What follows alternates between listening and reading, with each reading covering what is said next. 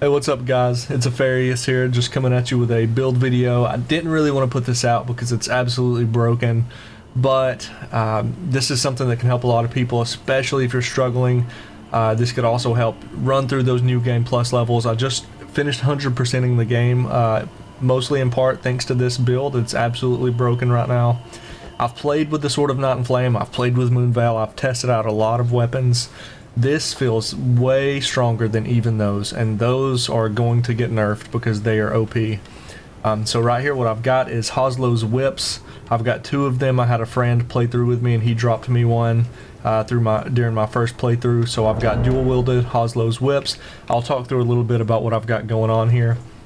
And I know before anyone says, oh well, you're level 200, yeah, anything's going to be OP once you get up to that high of a level. Let me just go ahead and clear that up and say that I was using this well below around, you know, level 90, level 80. This can be extremely strong at level 120, so if this is something you want to try out for PvP as well, I definitely had much success with PvP with this build. I don't have any clips of it, wasn't streaming or anything, I was just kind of going for completion. So what I've got here is the two whips with Hoarfrost Stomp, which is again just absurdly strong. I'm gonna guess it's gonna get nerfed very hard when that comes around, and then Bloodhound Step on the left, and I'll show you why I have these here in a moment.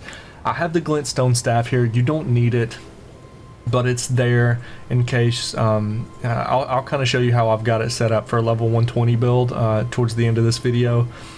So you can use the Comet Azure if you wish. Armor, it really doesn't matter what you have here, but I like to use Urge Tree's Favor, the Dragon Crest Great Shield Talisman. You can replace this with the Dragon Crest Shield or the Pearl Drake, just some kind of defensive talisman. These two in the middle are pretty flexible. You can use whatever you want. This one, however, I really like this. The Shard of Alexander greatly boosts the attack power of skills. So for Hoarfrost, things like that, I really enjoy this charm, or this talisman. The Lord of Blood's Exaltation. So this, when you proc blood loss, will increase your damage, your attack by 20%. This is something that I use just for a little bit of extra AR as I'm going through fights. You don't need it. I just threw it in there for fun, honestly. So here on the flask, this is if you want to use the Comet Azure spell. You want the tier that eliminates all FP consumption for a time, and the one that boosts magic attacks. Those will pair well for the Comet Azure here, and you can chug that and then cast this spell, which is going to do incredible damage and not drain your FP. That's how you kind of cheese bosses if you want. I didn't really use it that often because honestly you really don't need it with this build. So I'll show you a little bit about what it looks like. Obviously Hoarfrost Stomp is just insane. You've got a good kind of AoE there that it'll hit enemies once when you put it out and kind of stun them for a second and then pop for big damage. Also proccing Frost. The whips, Power Stance. These are proccing Bleed and Frost, which is just, again, incredible to have two different statuses proccing at the same time. You've got the Sweep Attack. People really don't know how to defend from whips in PvP right now, and that was much the same. I used the Notched Whip in Dark Souls 3 PvP, so this I've found a lot of success with whips. So what you can do, you can be using your Hoarfrost. You can easily switch to your left whip, have the Bloodhound Step, back to Hoarfrost. It's just insane. The mobility, you can use this in situations if you need to run through a zone, if you're in PvP and need to get out from a squad. It's useful in so many different areas. Not to mention, if you use your Mimic here, the Mimic Tear Ashes will summon a 1-for-1 copy of you that also is proccing those status effects and spams these weapon arcs, which can be extremely powerful. So yeah, this build will just absolutely nuke bosses as well as mobs. You can use it for farming if you need to. There are other weapons like the sword that you get from the very final boss that's obviously really good for farming, but this can also be really useful. And so quickly, I will just take you up here and show you kind of what I would do for a level 120 build. And there's a couple of ways you can do it.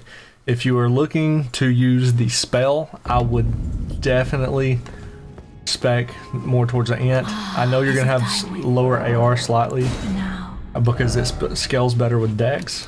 However, you're still gonna do plenty of damage. You're getting the procs of frostbite and bleed. So if you were around soul level 120, I would have my setup something like this here.